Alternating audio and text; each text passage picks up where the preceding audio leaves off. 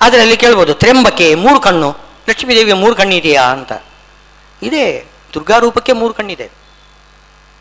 ಶ್ರೀದೇವಿಗೆ ಭೂದೇವಿಗೆ 3 ಕಣ್ಣಿಲ್ಲ, 2 ಕಣ್ಣಾದರೂ ದುರ್ಗಾದೇವಿಗೆ 3 ಕಣ್ಣು. ಅದು ಉಗ್ರ ರೂಪ, ಆದ್ದರಿಂದ 3 ಕಣ್ಣು. ನರಸಿಂಹದೇವರು ಉಗ್ರ ರೂಪರು, ಅವರಿಗೆ 3 ಕಣ್ಣಿದೆ. ರುದ್ರದೇವರಿಗೆ ಮಾತ್ರ 3 ಕಣ್ಣು ಅಂತ ತಿಳ್ಕೊಳ್ಬಾರ್ದು. ತ್ರಿಲೋಚನ ಅಂದರೆ ರುದ್ರದೇವರು ಮಾತ್ರ ತಿಳ್ಕೊಳ್ಬಾರ್ದು. ನರಸಿಂಹದೇವರಿಗೂ 3 ಕಣ್ಣು. ಅಂದರೆ ಉಗ್ರ ರೂಪವನ್ನು ತೋರಿಸ್ತಕ್ಕಂಥದ್ದು. ಅದು ಯಾರಿಗೆ ಉಗ್ರ ರೂಪ? ಅದೇ ಹೇಳಿದರು, ದೈತ್ಯ ಸಂತತಿಗೆ ಸಂತಾಪ ಕೊಡುತ್ತಿಪ್ಪ ಮಹಾ ಕಠೋರೆ. ಅದೇ ನರಸಿಂಹದೇವರು ದೈತ್ಯರಿಗೆ ಉಗ್ರಂ ವೀರಂ ಮಹಾವಿಷ್ಣು ನರಸಿಂಹಂ ಅಂತ ಹೇಳಿ ಉಗ್ರ, ಅತ್ಯಂತ ಉಗ್ರ ಆಗಿದ್ರು ಕೂಡ ಭಕ್ತರಿಗೆ ಮುದ್ದು ನರಸಿಂಹ ಹಸೆಗೆ ಬಾ ಅಂತ ಹೇಳುವ ಹಾಗೆ ಮುದ್ದಾಗಿ ಕಾಣಿಸ್ತಾರಂತೆ. ಹಾಗೆ ಇವಳು ಕೂಡ ಏನು ಮಾಡ್ತಾಳೆ? ಉಗ್ರ ರೂಪಳಾಗಿದ್ದರೂ ಕೂಡ ಭಕ್ತರಿಗೆ ಬಹಳ ತಾಯಿಯಾಗಿ ಅವರೆಲ್ಲ ದುಃಖವನ್ನು ದೂರ ಮಾಡ್ತಾಳೆ. ಆದ್ದರಿಂದ ದುರ್ಗೆ ಅವಳಿಗೆ ಹೆಸರು. ಅಂತಂದರೆ ದುಃಖವನ್ನು ದೂರ ಮಾಡ್ತಾಳೆ. ದೂರಂ ದುಃಖಂ ಗಮಯತಿ ಇತಿ ದುರ್ಗಾ ಅಂತ. ಇವಳು ಮಹಾ ಕಠೋರೆ, ಹೌದು.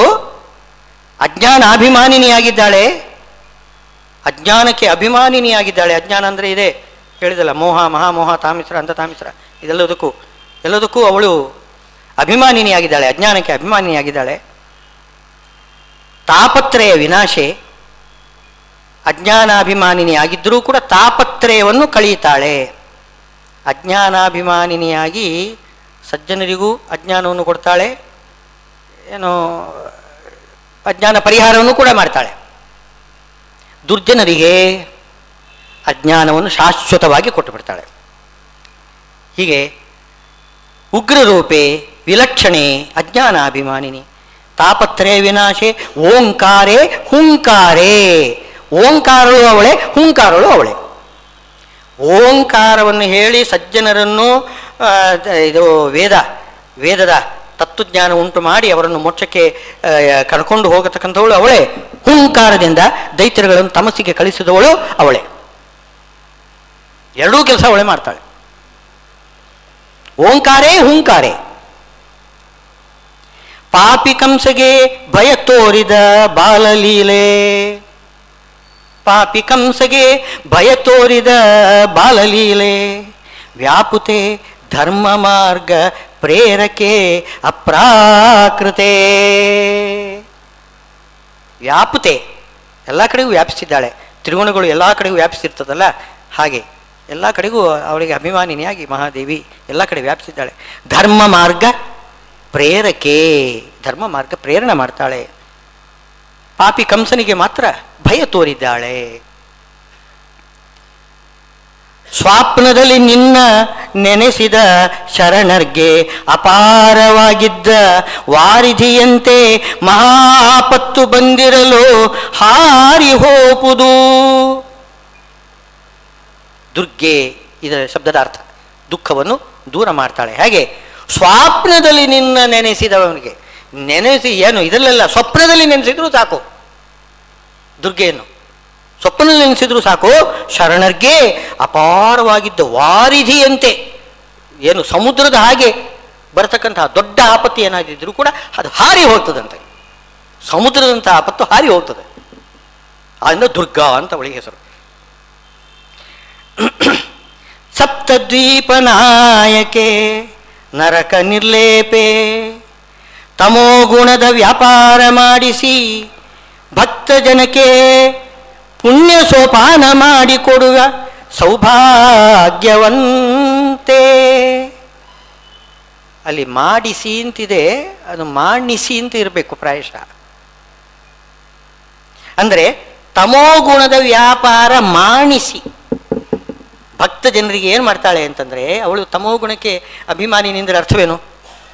ತಮಸ್ಸನ್ನೇ ಕೊಡುವುದಲ್ಲ, ತಮಸ್ಸಿನ ಗುಣವನ್ನು ಕೊಡಲಿಕ್ಕೂ ಶಕ್ತಳು, ತೆಗಿಲಿಕ್ಕೂ ಶಕ್ತಳು. ಹಾಗಿದ್ದರೆ ಮಾತ್ರ ಅದರ ಮೇಲೆ ಅವಳಿಗೆ ಅಧಿಕಾರ. ಹಾಗೆ ತಮೋಗುಣವನ್ನು ಏನು ಮಾಡ್ತಾಳೆ? ವ್ಯಾಪಾರ ಮಾಡಿಸಿ. ನಮ್ಮಲ್ಲಿ ಅವಳು ಅನುಗ್ರಹ ಮಾಡಿದರೆ ತಮೋಗುಣ ನಮ್ಮ ಮೇಲೆ ವ್ಯಾಪಾರ ಮಾಡುವುದಿಲ್ಲ. ಮಾನಿಸುವುದು, ಅದನ್ನು ಮಾಡಿದ ಹಾಗೆ ಮಾಡೋದು. ಮಾನಿಸಿ ಏನು ಮಾಡ್ತಾಳೆ? ಭಕ್ತ ಜನಕ್ಕೆ ಪುಣ್ಯ ಸೋಪಾನ ಮಾಡಿಕೊಡುವ ಸೌಭಾಗ್ಯವಂತೆ.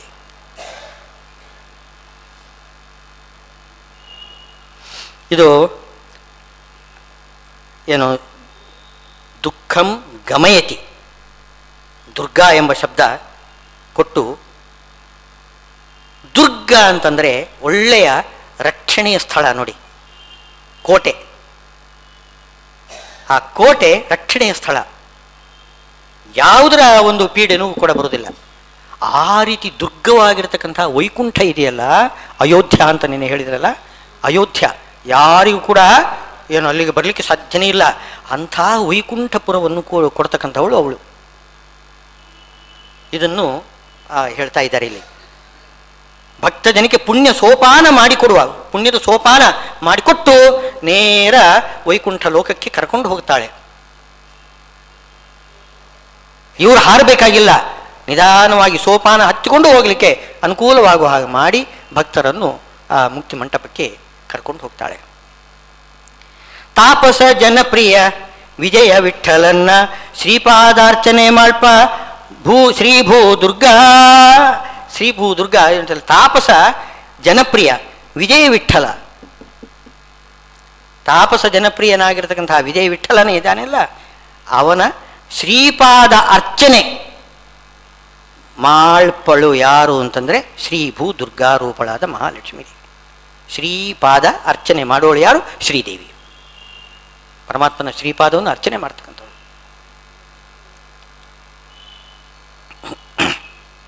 ದುರ್ಗೆ ಆಹಾ ಆಹಾ ದುರ್ಗೆ ಮಂಗಳ ದುರ್ಗೆ, ದುರ್ಗತಿ ಕೊಡದಿರೋ ವಿಜಯ ವಿಠಲ ಪ್ರಿಯೆ ದುರ್ಗೆ ಆಹಾ ಆಹಾ ದುರ್ಗೆ, ದುರ್ಗೆ ಆಹಾ ಮಂಗಳ ದುರ್ಗೆ, ದುರ್ಗತಿ ಕೊಡದಿರೋ ವಿಜಯ ವಿಠಲ ಪ್ರಿಯೆ, ದುರ್ಗತಿ ಕೊಡದಿರು ವಿಜಯ ವಿಠಲ ಪ್ರಿಯೆ.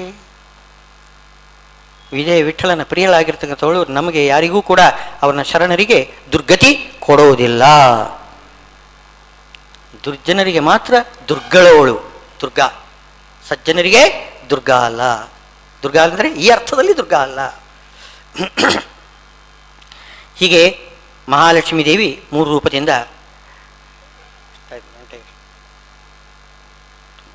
ಸ್ವಲ್ಪ ಮುಂದಕ್ಕೆ ಹೋಗಿದೆ, ಕಾಣಿಸ್ಲಿಲ್ಲ ಅವರಿಗೆ. 6:50. ಹೀಗೆ ಆ ಮಹಾಲಕ್ಷ್ಮೀ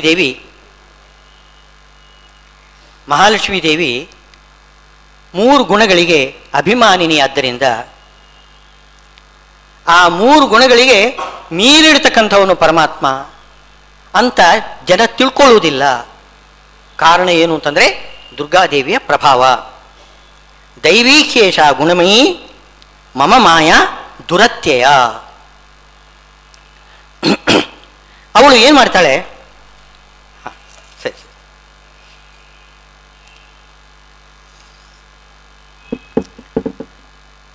ದುರ್ಜನರಿಗೆ ಏನು ಕೊಡ್ತಾಳೆ? ಒಂದು ರೀತಿ ಬಂಧಕಳಾಗ್ತಾಳೆ.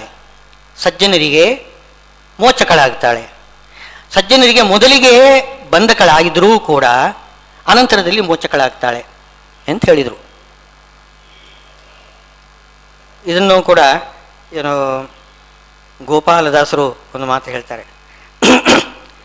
ಏಕೆ ಮಮತೆ ಕೊಟ್ಟು ದಣಿಸುವೆ ರಂಗ, ಏಕೆ ಮಮತೆ ಕೊಟ್ಟು ದಣಿಸುವೆ ರಂಗ, ನೀ ಕರುಣ ಎನ್ನ ನೀ ಕರುಣದಿ ಎನ್ನ ಪಾಲಿಸೋ ಕೃಷ್ಣ, ಏಕೆ ಮಮತೆ ಕೊಟ್ಟು ದಣಿಸುವೆ ರಂಗ. ಮಹಾಲಕ್ಷ್ಮೀ ದೇವಿಯ ಮೂಲಕವಾಗಿ, ತ್ರಿಗುಣಗಳ ಮೂಲಕವಾಗಿ ನಮಗೆ ಮಮತೆ ಕೊಟ್ಟು ಬಿಡ್ತಾನೆ. ಇದೇ ಬಂಧಕ. ಮಮತೆ ವಿಷಯದ ಮೇಲೆ, ವಿಷಯ ಪದಾರ್ಥಗಳ ಮೇಲೆ, ಆಮೇಲೆ ಶರೀರ ಇಂದ್ರಿಯ ಅಂತಃಕರಣಗಳ ಮೇಲೆ ಮಮತೆ ಕೊಟ್ಟು ಕೊಡ್ತಾನೆ ಭಗವಂತ. ಇದು ದಣಿಸ್ತಾ ಇದೆಯಲ್ಲ ನೀನು, ಯಾಕೆ? ಸಾಕು, ನನಗಿನ್ನೂ ಬೇಗನೆ ತತ್ವಜ್ಞಾನ ಕೊಡು ಅಂತ ಪ್ರಾರ್ಥನೆ ಮಾಡು. ಇದರ ಅಭಿಪ್ರಾಯ. ದಣಿಸಬೇಕು ಅಂತ ದಣಿಸುವುದಲ್ಲ ಪರಮಾತ್ಮ, ಆ ತತ್ವಜ್ಞಾನ ಬರಲಿ. ಅದಕ್ಕಾಗಿ ಏನು ಚೆನ್ನಾಗಿ ಊಟ ಸಿಹಿ ಆಗಬೇಕಾಗಿದ್ದರೆ ಅದರ ಊಟದ ಸವಿ ಇದಾಗಬೇಕು ಅಂದರೆ ಹಸಿವಾಗಬೇಕು. ಹಸಿವಾಗಲಿಕ್ಕೋಸ್ಕರ ಆ ರೀತಿ ಬಂಧನ ಕೊಟ್ಬಿಡ್ತಾನೆ, ಮಮತೆ ಕೊಟ್ಟು ಬಿಡ್ತಾನೆ. ಕೊನೆಗೆ ಸೋತು ಹೋಗಿ ಅಯ್ಯೋ ನನಗೆ ಮುಕ್ತಿ ಸುಖ ಬೇಕು ಅಂತ ಆ ಒಂದು ಆಸೆ ಬರಬೇಕು, ಅದಕ್ಕೋಸ್ಕರ ಕೊಡ್ತಾ ಇದ್ದಾನೆ. ಏಕೆ ಮಮತೆ ಕೊಟ್ಟು ದಣಿಸುವೆ ರಂಗ, ನೀ ಕರುಣದೆಯನ್ನ ಪಾಲಿಸು ಕೃಷ್ಣ. ನಿನ್ನ ಹಂಬಲಿಸದೆ ಅನ್ಯ ವಿಷಯಗಳಿಗೆ ಎನ್ನ ನೊಪ್ಪಿಸುವುದೇ ನೀ ತಂದೆ. ಮನ್ನಿಸಿ ದಯದಿ ನೀ ಎನ್ನ ಪಾಲಿಸಲು ನಾ ನಿನ್ನ ನೇಮಕ್ಕೆ ಪ್ರತಿಕೂಲನೇ. ಏಕೆ ಮಮತೆ ಕೊಟ್ಟು ದಣಿಸುವೆ, ನಿನ್ನ ಹಂಬಲಿಸದೆ ಅನ್ಯ ವಿಷಯಗಳಿಗೆ ಯಾಕೆ ನನ್ನನ್ನು ದೂರ ಮಾಡ್ತಾ ಇದೀಯ? ನಿನ್ನ ಬಳಿಗೆ ಕರೆಸು. ಆಚೆ ತಳ್ತಾ ಇದೆಯಾ? ನಾನು ನಿನ್ನ ಬಳಿಗೆ ಬರಬೇಕು ಅಂತ ಆಲೋಚನೆ ಮಾಡ್ತಾ ಇದ್ದೇನೆ, ನೀನು ಈ ಕಡೆ ತಳ್ತಾ ಇದೆಯಾ? ಎನ್ನ ಮನ್ನಿಸಿದಿ ದಯದಿ ಪಾಲಿಸಿದರೆ ಏನಾಗ್ತದೆ? ನಿನ್ನ ನೇಮಕ್ಕೆ ಪ್ರತಿಕೂಲವೇ. ನಿನ್ನ ನಿಯಮ ಏನಪ್ಪ? ಸಜ್ಜನರನ್ನು ಪಾಲನೆ ಮಾಡ್ತೇನೆ ಅಂತ ತಾನೆ. ನನ್ನನ್ನು ಪಾಲನೆ ಮಾಡಿದರೆ ನಿನ್ನ ನಿಯಮಕ್ಕೆ ಏನಾದರೂ ಭಂಗ ಬರ್ತದೆ ಏನು ಹೇಳು? ಯಾಕೆಂದರೆ ನಾನು ದುರ್ಜನನೇ ಅಲ್ಲ. ನಾನು ದುರ್ಜನನಾಗಿದ್ದರೆ ನಿನ್ನ ಕಡೆ ಖಂಡಿತ ಬರ್ತಿದ್ದಿಲ್ಲ, ನಿನ್ನನ್ನು ಖಂಡಿತ ಬೇಡೋದಿಲ್ಲ. ನಾನು ದುರ್ಜನ ಅಲ್ಲ ಅಂತಂದ ಮೇಲೆ ನನ್ನನ್ನು ನೀನು ಪಾಲನೆ ಮಾಡಿದರೆ ಏನೋ ಯದಾ ಯದಾ ಈ ಧರ್ಮಸ್ಥ ಗ್ಲಾನಿರ್ಭವತಿ ಅಲ್ವಾ? ಅಧರ್ಮ ದುಷ್ಟರನ್ನು ಸಂಹಾರ ಮಾಡಲಿಕ್ಕೋಸ್ಕರನೇ, ಶಿಷ್ಟರನ್ನು ಉದ್ಧಾರ ಮಾಡಲಿಕ್ಕೋಸ್ಕರನೇ ಭಗವಂತ ಅವತಾರ ಮಾಡೋದು. ಅವನ ನಿಯಮ ಏನು ಅಂತಂದರೆ ದುರ್ಜನರನ್ನು ನಾಶ ಮಾಡ್ತೇನೆ, ಸಜ್ಜನರನ್ನು ಪಾಲನೆ ಮಾಡ್ತೇನೆ ನಿಯಮ. ಈಗ ನನ್ನನ್ನು ನೀನು ಪಾಲನೆ ಮಾಡು ಅಂತ ನಾನು ಕೇಳ್ಕೊಳ್ತಾ ಇದ್ದೇನೆ. ಒಂದು ವೇಳೆ ನೀನು ಹೂನ್ ತಂದುಬಿಟ್ರೆ ನಿನ್ನ ನಿಯಮಕ್ಕೆ ಏನಾದರೂ ಭಂಗ ಬರ್ತದೇನೋ? ಬರುವುದಿಲ್ಲ. ನಿನ್ನ ನಿಯಮ ಏನು? ಸಜ್ಜನರನ್ನು ಪಾಲನೆ ಮಾಡ್ತೇನೆ ಅಂತ. ನಾನು ಸಜ್ಜನ, ನನ್ನನ್ನು ನೀನು ಪಾಲನೆ ಮಾಡಲೇಬೇಕು. ಈ ವಿಶ್ವಾಸ ಬೇಕಂತೆ. ನಾವು ಮೋಕ್ಷ ಮಾರ್ಗದಲ್ಲಿ ತುಳಿಯಬೇಕಾಗಿದ್ರೆ ನಾನು ಸಜ್ಜನನಿದ್ದೇನೆ, ಭಗವಂತನ ಭಕ್ತಿ ನನಗಿದೆ, ನನಗೆ ಖಂಡಿತವಾಗಿಯೂ ಭಗವಂತ ಮೋಕ್ಷ ಕೊಟ್ಟೇ ಕೊಡ್ತಾನೆ, ಈ ಒಂದು ವಿಶ್ವಾಸ ಬೇಕಂತೆ. ಇದೇ ಹೋದರೆ ಒಂದು ಕಲ್ಲು ಸಿಕ್ಕಿದ್ರೆ ಒಂದು 2 ಮಾವಿನಕಾಯಿ ಉದುರುತ್ತದೆ ಅಂತ, ಆ ಥರ ಕಲ್ಲು ಎಸೆಯುವುದಲ್ಲ. ಮೋಕ್ಷ ಮಾರ್ಗದಲ್ಲಿ ಸಾಧನೆ ಮಾಡೋದು ಅಂತಂದರೆ ಅದು ವಿಶ್ವಾಸದಿಂದ ಮಾಡಬೇಕು. ನನಗೆ ಖಂಡಿತವಾಗಿಯೂ ಕೂಡ ಭಗವಂತ ಒಲಿತಾನೆ, ನನಗೆ ತತ್ವಜ್ಞಾನ ಕೊಟ್ಟೇ ಕೊಡ್ತಾನೆ, ಮೋಕ್ಷ ಕೊಟ್ಟೇ ಕೊಡ್ತಾನೆ. ಈ ಒಂದು ವಿಶ್ವಾಸ ಬೇಕೇ. ನಾನು ಸಜ್ಜನನೇ ಇದ್ದೇನೆ, ನನ್ನ ಸ್ವಭಾವ ನಾನು ಸಜ್ಜನನೇ ಆಗಿದ್ದೇನೆ. ನಾನು ಈಗ ಯೋಗ್ಯತೆ ಗೊತ್ತಿಲ್ಲದೆ ಇರ್ಬೋದು, ನಾನು ಯಾವ ಇದರಲ್ಲಿ ಯೋಗ್ಯತೆ ಇಲ್ಲದಿದ್ದೇನೋ ಗೊತ್ತಿಲ್ಲ, ಅದು ಬೇರೆ ವಿಷಯ. ಸಜ್ಜನ ಹೌದು, ಆ ಅಂಶದಲ್ಲಿ ಯಾರಿಗೂ ಕೂಡ ಸಂಶಯ ಇಲ್ಲ. ಸಜ್ಜನರ ಲಕ್ಷಣ ಏನು? ಪರಮಾತ್ಮನ ಬಳಿಗೆ ಹೋಗೋದು ಅಲ್ವೇ? ಪರಮಾತ್ಮನಲ್ಲಿ ವಿಶ್ವಾಸ ಇಡುವುದೇ ಸಜ್ಜನರ ಲಕ್ಷಣ, ಅದು ನನ್ನಲ್ಲಿದೆ. ಇದರ ಅಂಶದಲ್ಲಿ ಯಾರಿಗೂ ಕೂಡ ಸಂಶಯ ಬರೋದಿಲ್ಲ. ಹಾಗೆ ಕೆಲವರು ಪ್ರಶ್ನೆ ಮಾಡುವುದುಂಟು, ಜೀವತ್ರೈವಿಧ್ಯವನ್ನು ಹೇಳ್ತಕ್ಕಂಥವ್ರು ಇದ್ದಾರಲ್ಲ, ನಿಮಗೆ ನಿಮ್ಮ ಯೋಗ್ಯತೆ ನಿಮಗೆ ಗೊತ್ತಿಲ್ಲ, ನೀವು ಏನು ಅಂತ ಸಾಧನೆ ಮಾಡ್ತೀರಿ? ನೀವೇನೋ ಮೋಕ್ಷ ಅಂತ ಹೇಳ್ಕೊಂಡು ಪರಮಾತ್ಮನ ಬಳಿಗೆ ಹೋಗ್ತೀರಿ. ನೀವು ತಮೋ ಯೋಗ್ಯರಾಗಿದ್ದರೆ ನಿಮ್ಮ ಇದೆಲ್ಲ ಸಾಧನೆ ಎಲ್ಲ ವ್ಯರ್ಥ ಆಗ್ತದೋ ಇಲ್ವೋ? ಹೀಗೆಲ್ಲ ಪ್ರಶ್ನೆಗಳು, ಕೊಂಕು ಪ್ರಶ್ನೆಗಳು ಎಲ್ಲ ಹಾಕ್ತಾರೆ. ಏನಿಲ್ಲ, ಅವರಿಗೆ ನೇರವಾಗಿ ಹೇಳ್ಬೋದು, ನನಗೆ ಪರಮಾತ್ಮನಲ್ಲಿ ಭಕ್ತಿ ಇದೆ, ನನಗೆ ಪ್ರೀತಿ ಇದೆ ಅಂದರೆ ನಾನು ಖಂಡಿತವಾಗಿಯೂ ಕೂಡ ದುರ್ಜನ ಅಲ್ಲ, ನಿಶ್ಚಯ ಮಾಡಿ ಹೇಳ್ಬೋದು. ಸಂಶಯ ಪಡುವುದೇ ಬೇಡ, ಸಂಶಯ ಪಡಬಾರದು ಅಂತ ಹೇಳ್ತಿದ್ದಾರೆ. ನಿನ್ನ ನಿಯಮಕ್ಕೆ ಭಂಗ ಬರ್ತದೇನು? ನನ್ನನ್ನು ಪಾಲನೆ ಮಾಡಿದರೆ ನೀನು ಪಾಲನೆ ಮಾಡು, ನಿನ್ನ ನಿಯಮಕ್ಕೆ ಖಂಡಿತವಾಗಿ ಭಂಗ ಬರೋದಿಲ್ಲ. ತನು ತನ್ನದು ಅಲ್ಲ, ತನು ಸಂಬಂಧಿಗಳೆಂತೋ, ತನು ಯಾರೋ ತಾನಾರೋ ಅವರಿಗೆ. ಧನ ಮೊದಲಾದ ವಿಷಯ ಅನುಭವ ಹಿಂದಿನ ದೇಹದಂತಲ್ಲವೇ. ಏಕೆ ಮಮತೆ ಕೊಟ್ಟು ದಣಿಸುವೆ ರಂಗ, ನೀ ಕರುಣದಿ ಎನ್ನ ಪಾಲಿಸೋ ಕೃಷ್ಣ. ತನು ತನ್ನದು ಅಲ್ಲ, ಈ ತನುವೇ ತನ್ನದಲ್ಲ. ಇನ್ನು ತನು ಸಂಬಂಧಿಗಳೆಲ್ಲ ಯಾರಪ್ಪ? ಈ ತನುವೇ ತನ್ನದಲ್ಲ, ಈ ತನುಗೆ ಸಂಬಂಧ ಇರತಕ್ಕಂಥವ್ರು ಅವೆಲ್ಲ ಯಾರು ನನಗೆ ಅಂತ ಕೇಳ್ತಿದ್ದಾರೆ. ಅಂದರೆ ದುರ್ಜನರಲ್ಲಿ ಮಾತ್ರ ಇದು, ಸಜ್ಜನರಲ್ಲಿ ಮಾತ್ರ ಅಸಂಗಭೂಷಾನನು ಸಾಧು ಸಂಗೀತ ಅಂತ ಹೇಳ್ತಾರೆ. ಸಜ್ಜನರಲ್ಲಿ ಮಾತ್ರ ಬಾಂಧವ ವಿಷ್ಣು ಭಕ್ತಾಶ್ಚ ಎಲ್ಲರೂ ಕೂಡ ನಮ್ಮ ಬಂಧುಗಳು, ಹಾಗೆ ತಿಳ್ಕೊಳ್ಳೇಬೇಕು. ಪ್ರತಿಯೊಬ್ಬರೂ ಕೂಡ ನನ್ನ ತನು ಸಂಬಂಧಿಗಳು, ನನ್ನ ಶರೀರಕ್ಕೆ ಸಂಬಂಧಪಟ್ಟವರು. ಅಲ್ಲಿ ಜ್ಞಾನ ಸಂಬಂಧಿಗಳು, ತನು ಸಂಬಂಧಿಗಳು ಎರಡು ರೀತಿ ಇದ್ದಾರೆ. ರಾಯರು ಪ್ರಾತಃ ಸಂಕಲ್ಪದಲ್ಲಿ ಹಾಗೆ ಹೇಳ್ತಾರೆ. ಅಲ್ಲಿ ಜ್ಞಾನ ಸಂಬಂಧಿಗಳು ಮತ್ತು ತನು ಸಂಬಂಧಿಗಳು ಇದ್ದಾರೆ. ಇಬ್ಬರಲ್ಲಿಯೂ ಕೂಡ ನಾವು ಪ್ರೀತಿಯಿಂದ ಇರಬೇಕು. ನಾವು ಸತ್ಕರ್ಮಾಚರಣೆ ಮಾಡಬೇಕು, ಅವರಿಂದಲೂ ಕೂಡ ಸತ್ಕರ್ಮಾಚರಣೆ ಮಾಡಿಸ್ಬೇಕು ಅಂತ ಹೇಳ್ತಿದ್ದಾರೆ. ಆದ್ದರಿಂದ ಸಂಬಂಧವನ್ನು ಕಡಿದುಕೊಳ್ಳುವುದು ಸರಿಯಲ್ಲ. ಆದರೆ ಈ ಲೌಕಿಕರು ಯಾರಿದ್ದಾರೆ, ವಿರೋಧ ಮಾಡ್ತಕ್ಕಂಥವ್ರು ಇದ್ದಾರಲ್ಲ, ಮೋಕ್ಷ ಮಾರ್ಗದಲ್ಲಿ ಯಾಕೆ ಹೋಗ್ತೀಯಾ ಅಂತ ದುರುಪದೇಶ ಮಾಡ್ತಕ್ಕಂಥವ್ರು ಇದ್ದಾರೆ, ಅವರಲ್ಲೂ ಅವರು ನನ್ನ ಸಂಬಂಧಿಗಳಲ್ಲ. ಆವಾಗ ಹೇಳಬೇಕು, ಈ ತನುವೇ ನನ್ನದಲ್ಲಪ್ಪ, ಇನ್ನು ತನುವಿನ ಸಂಬಂಧಿ ನೀನು ಯಾರು ಅಂತ ಕೇಳಬೇಕು. ತನು ತನ್ನದು ಅಲ್ಲ ತನು ಸಂಬಂಧಿಗಳೆಂತೋ, ತನುವು ಯಾರೋ ತಾನಾರೋ ಅವರಿಗೆ, ಧನ ಮೊದಲಾದ ವಿಷಯ ಅನುಭವ ಹಿಂದಿನ ದೇಹದಂತಲ್ಲವೇ. ಎಲ್ಲ ಹಿಂದೆ ನಾನು ಬೇಕಾದಷ್ಟು ಅನಾದಿ ಕಾಲದಿಂದ ವಿಷಯಗಳನ್ನು ಉಣ್ತಾ ಇದ್ದೇನೆ. ಏನು ಸ್ವಾರಸ್ಯ? ಉಂಡದ್ದನ್ನೇ ಉಣ್ಣೋದು, ಪುನಃ ಪುನಃ ಉಣ್ಣೋದು. ಈಗ ಅನ್ನದ ರುಚಿ ಏನು? ಪ್ರತಿ ದಿವಸ ಒಂದೇ ರೀತಿ ಅನ್ನ, ಆದರೆ ಬಿಡ್ಲಿಕ್ಕೆ ಆಗುವುದಿಲ್ಲ ಅಷ್ಟೇ. ಅನ್ನದ ರುಚಿಯಲ್ಲಿ ವ್ಯತ್ಯಾಸ ಏನಾಗುವುದಿಲ್ಲ. ಅನಾದಿ ಕಾಲದಿಂದ ಒಂದೇ ರೀತಿಯ ಅನ್ನ ಇದೆ. ಎಲ್ಲ ವಿಷಯ ಭೋಗಗಳು ಪದಾರ್ಥಗಳು ಅಷ್ಟೇ. ಪುನಃ ಪುನಃ ಪುನಃ ಪುನಃ ಅದರಲ್ಲಿ ಏನು ಮೋಹ. ಈಗ ಹಸಿವಿಗಾಗಿ ಉಂಡ್ರೆ ಪರವಾಗಿಲ್ಲ, ದೇಹ ಸಂರಕ್ಷಣೆಗೋಸ್ಕರ ವಿಷಯ ಪದಾರ್ಥ ಉಂಡ್ರೆ ಪರವಾಗಿಲ್ಲ. ಕೇವಲ ಮೋಹದಿಂದ ಪುನಃ ಪುನಃ ಅದರದ ಸವಿ ಉಣಬೇಕು. ಈ ಮೋಹ ಯಾತಕ್ಕೆ ಅಂತ ಕೇಳ್ತಿದ್ದಾರೆ. ಅರಿತು ಅರಿತು ಅವರು ಎನಗೇರವಾದರು, ವಿರಕುತಿ ವಿಷಯದಿ ಬಾರದು. ಎಲ್ಲ ಅವರೇ ವಿರಕ್ತಿ ವಿಷಯದಲ್ಲಿ ಬಾರದು. ಏನು ಮಾಡಿದ್ರು ಬರುವುದಿಲ್ಲ. ಕರುಣಾಸಾಗರ ನಿನ್ನ ಮೊರೆ ಹೊಕ್ಕಲ್ಲದೆ ಮರುಳು ನೀಗುವ ಬಗೆ ಗಾಣೆನೋ, ಏಕೆ ಮಮತೆ ಕೊಟ್ಟು ದಣಿಸುವೆ ರಂಗ. ಕರುಣಾಸಾಗರ ನಿನ್ನ ಮೊರೆ ಹೊಕ್ಕಲ್ಲದೆ, ನಿನ್ನನ್ನು ಮೊರೆ ಹೋಗಬೇಕು, ಅದನ್ನೇ ಹೇಳಿದಿಲ್ಲ. ಮಾಮೇವೇ ಪ್ರಪದ್ಯಂತೆ ಮಮ ಮಾಯಾಂ ತರಂತಿತೆ. ನಿನ್ನ ಮೊರೆ ಹೊಕ್ಕಲ್ಲದೆ, ಯಾರು ನೀನು ಕರುಣಾಸಾಗರ, ನಿನ್ನನ್ನು ನಾನು ಮೊರೆ ಹೊಕ್ಕರೆ ಖಂಡಿತವಾಗಿಯೂ ಮಾಯೆಯನ್ನು ದಾಟಲಿಕ್ಕೆ ಸಾಧ್ಯ ಇದೆ. ಮರುಳು ನೀಗುವ ಬಗೆ, ಮರುಳು ನೀಗುವುದನ್ನೇ ಅಲ್ಲಿ ಮಾಯಾ ತರಣ ಅಂತ ಇದೆಯಲ್ಲ, ಅದೇ ಶಬ್ದವನ್ನು ಅನುವಾದ ಮಾಡಿಬಿಟ್ಟಿದ್ದಾರೆ ಗೋಪಾಲದಾಸರು. ನಿನ್ನನ್ನು ಮರಳು ಏನು ಮೊರೆ ಹೊಕ್ಕರೆ ಮರುಳು ಕಳೀತಾ ಇದ್ದಾನೆ. ಮಾಯಾ ಮೇತಾಂ ತರಂತಿತೆ. ಇಂದ್ರಿಯಗಳು ವಿಷಯದಿಂದ ತೆಗೆಯಲು ಗೋವಿಂದ ಎನ್ನ ವಶಕ್ಕೆ ಬಾರವೋ. ಹೇ ಗೋವಿಂದ, ಎನ್ನ ವಶಕ್ಕೆ ಬಾರವು ಇಂದ್ರಿಯಗಳು. ನನ್ನ ವಶದಲ್ಲಿಲ್ಲ, ನಾನು ಇಂದ್ರಿಯಗಳಿಗೆ ದಾಸನಾಗಿ ಬಿಟ್ಟಿದ್ದೇನೆ. ಇಂದ್ರಿಯಗಳು ನನ್ನ ವಶದಲ್ಲಿಲ್ಲ.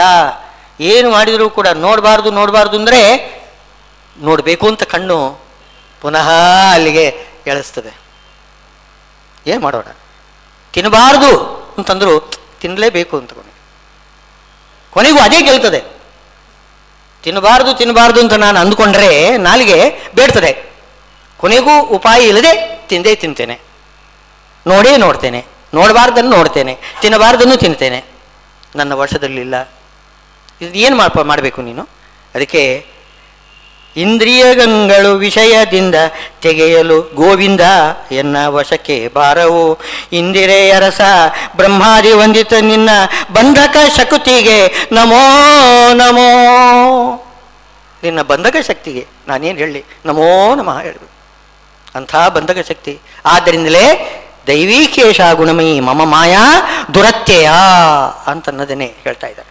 ಮಮ ಮಾಯಾ ದುರತ್ಯಯ, ಯಾರಿಗೂ ಕೂಡ ಅದನ್ನು ಮೀರಲಿಕ್ಕೆ ಸಾಧ್ಯವಿಲ್ಲ. ಅಷ್ಟು ಶಕ್ತಿ ಇದೆ ಮಮ ಮಾಯಾ. ಆದ್ದರಿಂದ ನನ್ನ ಶಕ್ತಿ ಅದಿದೆ. ಆದ್ದರಿಂದ ಬಂಧಕ ಶಕ್ತಿ, ನಿನ್ನ ಬಂಧಕ ಶಕ್ತಿಗೆ ನಾನು ನಮೋ ಅಂತ ಅಂತೇನೆ. ರಮಾದೇವಿಯ ಬಂಧಕ ಶಕ್ತಿ ಹೌದು, ಅದು ನಿನ್ನ ಬಂಧಕ ಶಕ್ತಿಯ ಒಂದು ಪ್ರತಿಫಲಿಸಿದು ಅಲ್ಲಿ, ಅದರದ್ದೇ ಒಂದು. ಎಂದಿಗೆ ನಿನ್ನ ಚಿತ್ತಕ್ಕೆ ಬರುವುದು ಸ್ವಾಮಿ, ಅಂದೇ ಉದ್ಧರಿಸಯ್ಯ ಕರುಣಿ. ನಾನು ಈಗಲೇ ಮೋಕ್ಷಕ್ಕೆ ಬರ್ತೇನೆ ಅಂತ ಹೇಳೋದಿಲ್ಲ. ನಾನು ಹೇಳಬಾರ್ದು, ಈಗಲೇ ಬರ್ತೇನೆ ಅಂತ ಹೇಳಬಾರ್ದು. ಸಾಕು ಮಾಡಯ್ಯ, ನನಗೆ ಈ ಜನ್ಮನೇ ಬೇಡ, ನನಗೆ ಪುನರ್ಜನ್ಮನೇ ಬೇಡ.